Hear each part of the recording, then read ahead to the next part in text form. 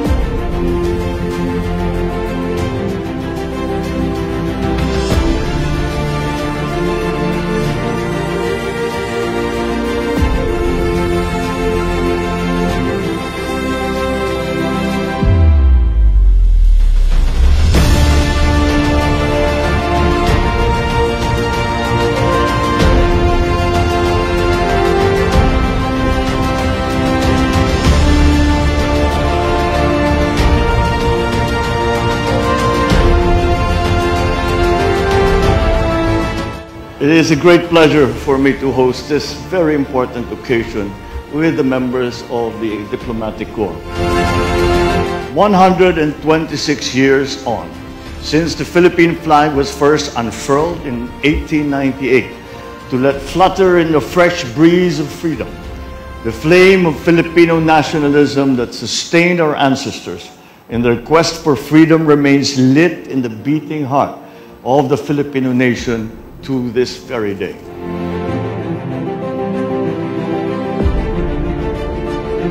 At this point, ladies and gentlemen, allow me to ask you to join me in a toast and raise a glass to stronger bilateral ties between our countries and deepening linkages between our peoples in the many years ahead.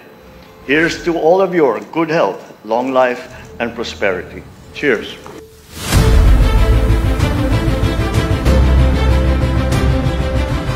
At sa ating paggunita, muli nating bigyang pugay ang diwa ng araw na ito, ang pagkakaroon ng isang malaya at nagkakaisang bayan.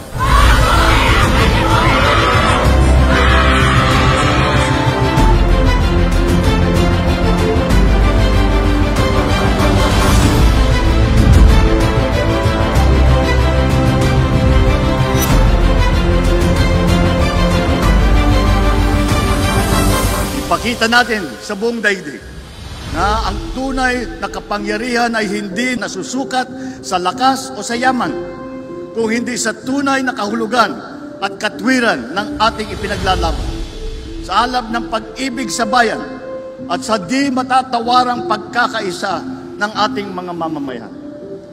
Mananatili tayong matatag at hindi tayo matitinag.